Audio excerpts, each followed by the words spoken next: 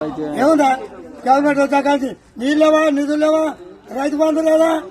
ఏది లేదు వచ్చిన రీతి మొత్తం నాశనం చేసిన రైతుల రుణమాఫీ లేదు రుణమాఫీ చేయలేదు రైతు బంధు లేదు బోనర్స్ వడ్డకు వెనకబెట్టిన వడ్డ బోనర్స్ లేదు నీళ్లు లేవు 8 సంవత్సరాలు చక్కగా నీళ్ళు వచ్చాయి రైతు బంధు వచ్చింది అన్ని వచ్చినాయి 8 సంవత్సరాలు ఈ సంవత్సరం ఏమంటే కాంగ్రెస్ గవర్నమెంట్ వచ్చిందో మొత్తం నాశనం రైతులు ఊరు పోయినా ఎంట పడతారు ఎమ్మెల్యే అంట ఇప్పుడు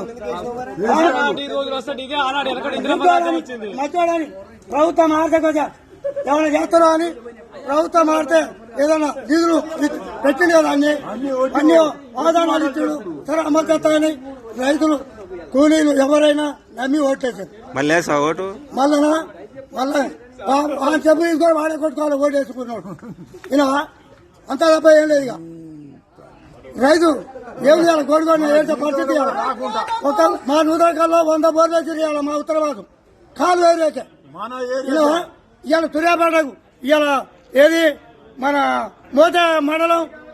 కొడగళ్ళ జిల్లాకి ఎన్ని కిలోమీటర్లు ఉంది నూతనకల్లకు కొడగళ్ళకి ఎన్ని కిలోమీటర్లు 50 కిలోమీటర్లు రాలే 70-80 కిలోమీటర్లు నీళ్ళు పోతున్నాయి మాకు ఎందుకు రాట్లే నీళ్ళు అంటే మా ఆఫీసర్లు కొంత ఐక్యత లేదు ఆఫీసర్లు చూసుకొని పోతున్నారు ఎంతమంది ఎప్పుడు రైతు చెప్పినా కూడా ఇస్తాం నీళ్ళు ఇస్తాం అవి ఇస్తాం ఇప్పుడు గొట్ట పరిస్థితి